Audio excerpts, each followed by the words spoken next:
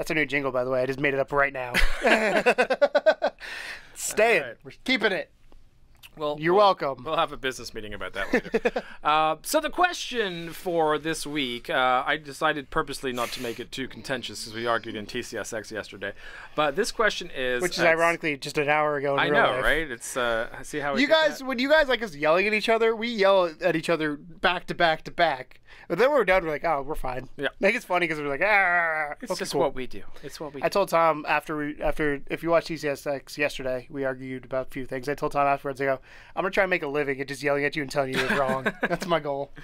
So, anyways, question. The twofold question here is, what, in your opinion, and this is, let me preface this by... Let's start with the first one. Let's not do the second one Well, first. let's preface it first, but why I'm asking this question. So, on the r/PSVR forums lately, there's been an uptick in the amount of people that have purchased a PSVR, Which is and cool. It's awesome, and there's been a ton of threads that have started with, "I'm new to VR.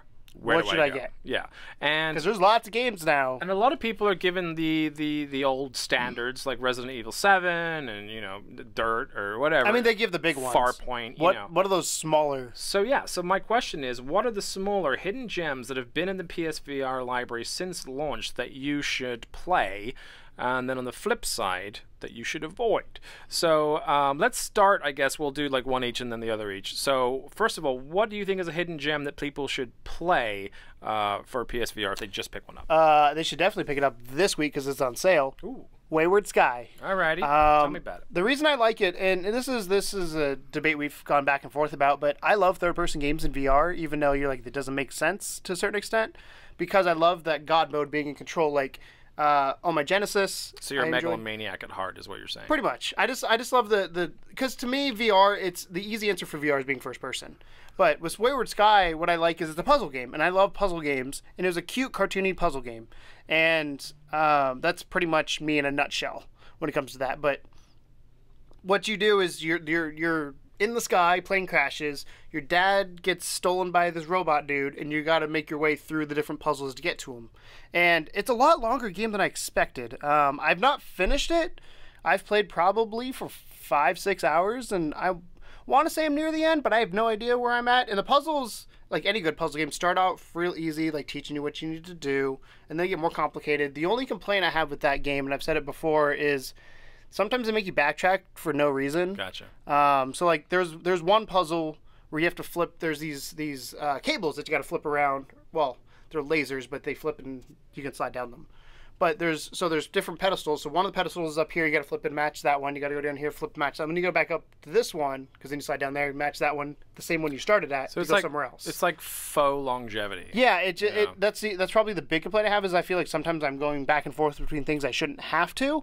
But the puzzles are really interesting. I found myself a lot of the time, you can play it both sitting or standing. I played majority of the time sitting, but I did find myself leaning into the puzzles to see what's always there. Catch the angles. To catch things I may not have seen.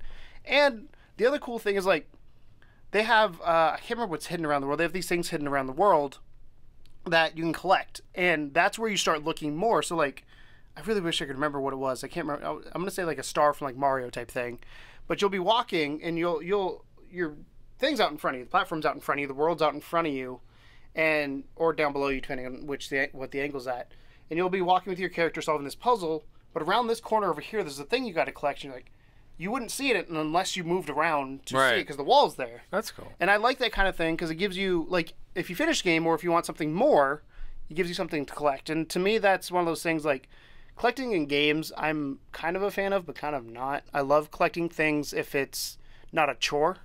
Like, this, to me, is not necessary to beat the game, so I could collect 30 whatever. I really wish I could remember what they were, but 30 of the items. Right. Or I could collect 2 of them and not matter. Like, I'll run into some along the way. I would probably, yeah, that's how I usually play that whole versus, thing. but there are Unless people. I know there I'm are going to people, get something dope. yeah, then there are people that want to go like Zelda. People collected 900 That's Korok not seeds. faux longevity. That's actual longevity built in there. So interesting. A mixture of both. So I would say Wayward Sky. Wayward Sky. And of course, they're was, making Dino Frontier, which is it was the coming one out that soon. kind of caught me at launch off guard because obviously the Batmans were there and all that. But that was the one where I remember telling you, I was like, you need to try this. It's weird why I still enjoy it haven't so played much. it yet. I'll be honest. I still haven't played it yet. You should. The other complaint I have sometimes is the moves being moves. janky. Tracking is a little shaky when you have to hit something exact. Yeah. But you get over it pretty quickly. You learn to do the twist If you Come on, if you, baby. if you twist, no, Let's for real though, do instead of that pointing, so twist. people natural reaction to the moves is to point. Right. If you twist your hand, it tracks better. I don't know why. I don't know if it's because it's interfering with the light on your face and this blocks it because it's lower. But I've noticed in VR if I twist, do the overhand twist and point down, I'm more accurate than if I do this. Is that a pro strat? It is a pro strat. I don't know. Fuck the monkey and fuck Toad. That's from our Mario Kart thing. If you guys ever ended up watching that. But yeah, if you do flip it, it's a lot more accurate. And I have no idea why. So my game is Headmaster, which I am a massive fan of this game, and let me explain why. I like how it says Headmaster good. Yeah, well, I had to remember which was good and which was bad. That's bad that you're like, was Headmaster good? I note fucking everything, man. I just to give me help. But Headmaster is the game where you are basically like, we have a competition. I want to say you're kidnapped. I don't think you're kidnapped, but you're like, you end up in some weird like. You're the evil... next World Cup star. That's what I meant to say, not World Star Cup. Close. But you're in this kind of facility that you're learning to head the ball, as in soccer/football, if you're anywhere else other than America. Soccer. And so they fire the ball at you from an angle, and you actually only use your head. There's no controllers for this game. Everything is done with your head. Once you launch it, you put it down. Selecting menus and stuff is done by staring at something for a long time for it to load up. But yeah, the game is so fun. The physics are great. It has no right being as fun as it is. It has no right being as fun as it is. Because we did on the channel, we did a competition, and that was my first time ever playing the game. So we did a practice round, and then we did the real thing. And man, it was a workout too. It's a good time. If you're using your whole shoulders and doing all this kind of stuff, then it is a bit of a workout. They have party modes they added as well now to make it a little bit more fun. But the story mode is great too. The fact that you're kind of like gently uncovering things about this weird facility that you're in, and they also have like exams, so you have like, you go through learning the motions of like the mechanics of and everything, and then you get to a point where it's like, okay, today's exam day, so you're going to put together all of these things that you learned, like this is this type of material, this is this type of material, and really like it so relies on your accuracy to do anything that you really have no one but yourself to play. And I felt when I was playing it that the ball, like you said, the physics were fairly accurate, that if I went like this, it would go funk. Versus like there's games like a lot of times, because they can't measure where your face is, and the hitbox is probably not an easy thing to do. I'd love to know what shape it is. Yeah. But if it hits you and it like hits you on here, it'll go that direction, or if you turn your head, it'll go it'll go which way you're facing. But if you swing your head, it also gets the momentum of that hitbox, which is kind of cool. Yeah, it's almost 100% accurate heading simulator. So like if you want to head the ball down, you want to hit it down. But I know that's real dumb. No, it makes sense. So that's what it's supposed to be. It's a good time, and it's also not relatively expensive. You can pick it up on sale usually for under $20, but the standard price is $20. And I had a great time with Headmaster. I played it a bunch. I still haven't finished it. I need to get back and finish it. But it's one of those games that you can sit down. You don't have to stand up. You don't have to worry about a controller. You just literally start it up, put your headset on, and just have fun trying to play the game. And it's challenging enough to be interesting, and the longevity is there because of the challenge, but also they have all these, like I said, party modes that sort of extend it out even further from that too, where you're play with friends, where you can play with friends and stuff like that.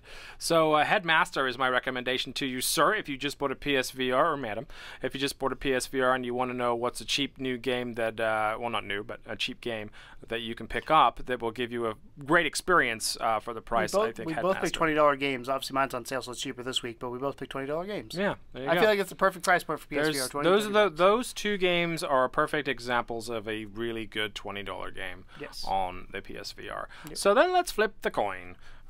So for those of you that are looking through the PSVR catalog and you're thinking, ooh, this looks interesting, you know nothing about it, but you figure you're going to drop some money on it just to be, just to try it because VR is new and exciting. What did you choose for your do not touch this game? I already said it. You already said it? 100-foot robot golf. That was the one of all the VR games that I've played and I've bought. That's the only one that I was immediately like, I don't want this. I'm not enjoying myself. It doesn't add to it. It actually hinders the game more than it adds to it. Because I was excited, because I bought the game before it came out. Or not before it came, before VR came out. And I played it flat, and I was like, oh, this is kind of fun. It's a really weird golf game. I like the control mechanics. Each robot has their own control thing. They don't explain that to you until you get in the game. You're like, well, fuck. Fun times. Yeah. It's like, what do I do here? Oh, cool. That's a different thing than I was doing with Susie over there. Careful what you do with Susie. Good old Susie. Careful what you do with Susie. I think her name actually is Susie in the game. But one of the things, like I said earlier, one of the things that I really did not like about it is for VR, I wanted to be the 100-foot robot. Like, that's what I wanted. I wanted to be that thing and look down and be feel able like to hit Godzilla mech and play golf. Playing golf. And it didn't. Too many times the body of the robot, I couldn't see my ball and I couldn't figure out where I was going. It was too clunky to move. Like, it definitely, most times VR adds to the experience. It hindered it big time, and I was very, very disappointed. Like I said, that's the one game that I bought and immediately, like... Do you think it could have been a camera or tracking issue because you played it in early days, or do you think it's No, I think it was a design flaw. Gotcha. I think it was the game design flaw, unless they slim up the robots. Because the way it is, again, I expect it to be the head, but, like, I'm on top of the head, so if I look down, I can see the head and then the body. Like, it's really weird how to explain. Like, they didn't put the camera in the head, they put it on top of the... It's like a GoPro. Stop. They're like, put a GoPro up here on top of them.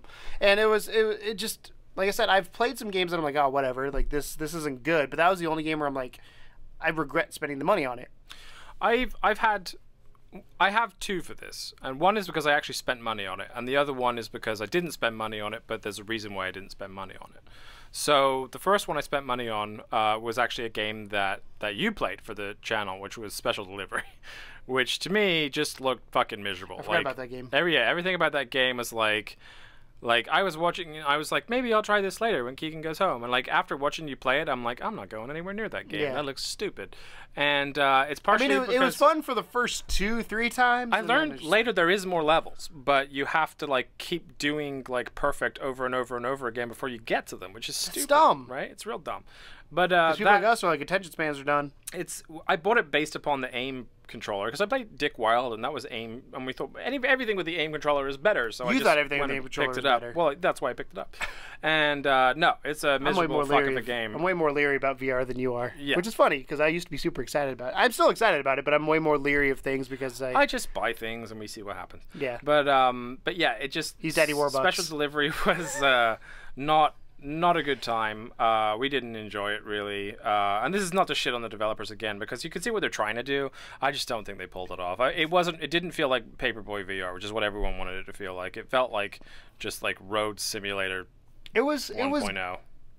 I don't say it was good because it's not the word I want to use, but it was fine the first 2 or 3 times. But then when you played the same level and over and over and over again, because each time, if you remember when we played it, we learned like, oh, that's how you do that, and we learned as we went along. But that's just because the tutorial was shit. Yes, do you know what I mean? Like if they explained all that at the beginning, I don't want to hit a dog. There's a tornado. Oh, I can go up on the sidewalk. I gotta shoot the mailboxes. That stuff was okay. The machine learning aspect of it was okay. The one that I didn't buy and that I've distinctly avoided because after looking at it, it looked like the type of game that I would absolutely like love was Loading Human Chapter 1. Now, did they ever release Chapter 2? First of all, Chapter 1 is fucking presumptuous, guys, right? Because this game was garbage, a hot mess from all accounts. And it's like a sci-fi game. It's supposed to be like a really enjoyable story. It almost looks like a Mass Effect or something in VR. But by all accounts, it is just a clunky, unplayable mess.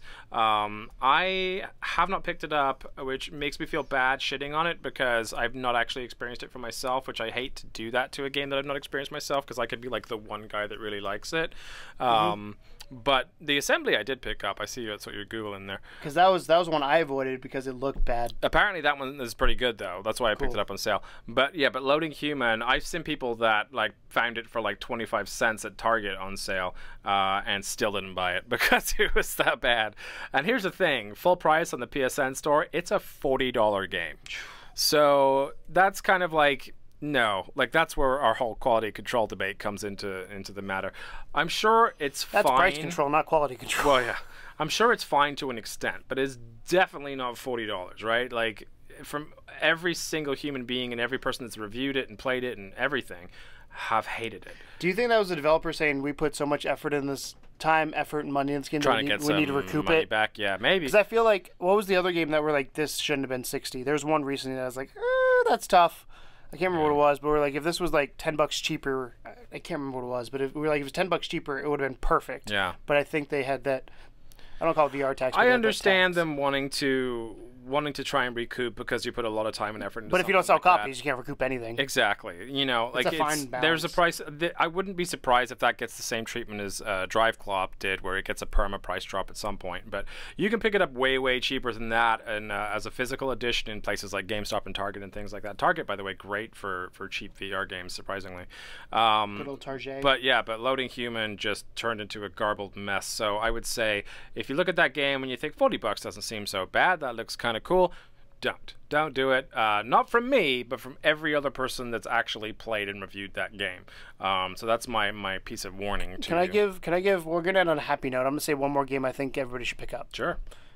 Job Simulator. Okay. As dumb as it is, it was the first game that I played that made me understand the goofiness of VR. And is I like being dumb in virtual reality. I take games way less That's seriously. why I think you're gonna like that American Dream game. Yeah. Yeah. Looks like Job Simulator with guns. Yeah. That kind of is. I think it's the same developers, right? Might be. Similar.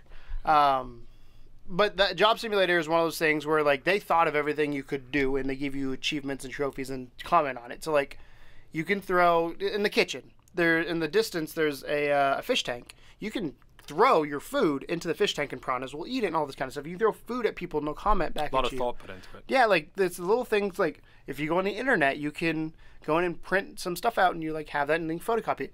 Give you an example of how dumb this game gets, but they thought about it is they knew somebody like me there's a scanner in the office. You can scan your head and it prints a brain. Like they knew somebody would do that. That's fine. So like shit like that's it's the details that they put into it. I wish that game was a little bit bigger. Or if you put you can put a banana in a muffler in a car, little things like that add up. That I absolutely love. So I highly recommend. I think that's $20 as well, maybe $25. It used to be 30. It may have had a drop in some places. I don't remember. Yeah. But that's one. I don't care what the price is. That's one I think you should pick up, especially if you have moves. It's the first game that I use moves, and I realized I enjoyed VR more standing up than sitting down. Because I'm a very active person in virtual reality, which is terrifying when you're moving around in real life. I like to sit down. I'm lazy. Yeah. I like the stand-up games. Other than Star Trek Bridge Crew, that's another one. I want to be one of those fat blobs that just has the VR and there, just like has some chips here. And just, I'm gonna also one last thing before we wrap up. More? One more, not game, but this is a developer. Okay. Shout out to Ubisoft. Ubi. You know why? Because they make a lot of. They're VR games. the best major third-party developer right now. Granted, Bethesda's going to have Doom and Skyrim, but they're not out yet. But they jumped on board immediately. They have Werewolves, Eagle Flight. Yeah, I couldn't think of Eagle Flight. They have Werewolves, Eagle Flight, and Star Trek. All three of those games have been received very well. Yeah. And granted, they're a little bit more expensive, but at the same time, it's worth your money. And I love, as you know, I'm a social gamer, so for me, having Werewolves is great. If you don't play socially, it may be not as good. And Star Trek Bridge Crew, I'm having a blast playing through. I never played Eagle Flight because I didn't know how sick I would get. I wasn't super excited about it. But the two games I played from Ubisoft. Most people seem to like it. Yeah, that's what I've read. Is most I haven't people got enough time in the it. day to play all the VR games that I have. It's but shout out to Ubisoft for supporting the unit and also supporting the Switch too. While we're at it with the Mario Rabbit thing, that's cool. That's an interesting twist. But this is a Codename Morpheus. I know, but I'm just Codename Nintendo. Codename NX. Ubi's done some bad things in the past. I love it's nice that they It's support weird. I have a PSVR. love-hate relationship because they made The Division. Yeah. But then they made Ghost Recon Wildlands, which I was like, not as good. Yeah. So, but shout out to them. Obviously, shout out to Bethesda with bringing Skyrim, all that kind of stuff. But Ubisoft was there pretty much, not day one, but like Rockstar made a game and left. I feel like Rockstar got paid to do that. Yeah. Versus Ubisoft, they might be getting paid, but they also have brought out good games that I continue to go back to. The thing that I've learned with VR, with a lot of these, and some of them are like the good games we talked about, Headmaster, Job Simulator, and what was the other one I said? Wayward Sky, is I go back to them. Yeah. And very few VR games do I go back to because I'm like, I got the experience, I'm done. They're usually shorter, be done with it. Ubisoft games I go back to. So shout out to Ubisoft. You guys are doing great. I don't usually say that very often, and they like us on Twitter. That's kind of cool. specifically the VR. Yeah, the VR, section as Ubisoft. well. Ubisoft as a corporation doesn't like us. The VR section of Ubisoft likes us on Twitter. Thank you, Ubi VR, for that.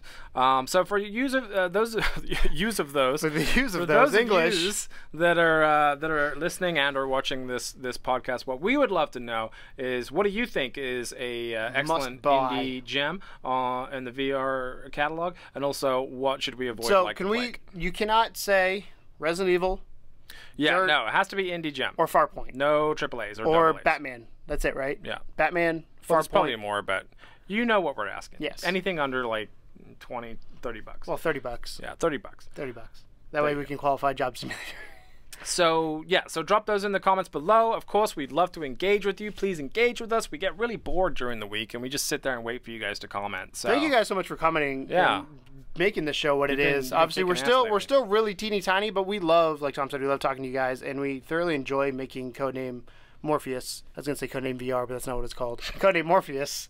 It's a lot of fun, and we really do appreciate feedback. We're actually, this episode, if you've noticed by now, has been divided up into sections because of what you said. Tom's not as on board as that. I have to edit with that this as shit. I am. Fuck you guys. I gotta do it for TCSX. So, but yeah, we're trying to listen to you guys, but we're also gonna keep doing what we want to do. It's not that we don't want to bend to your will.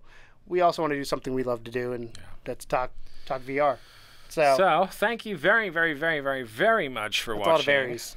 And as always, Welcome to the second level. Bye. Ain't no game, but they saying welcome to the second level.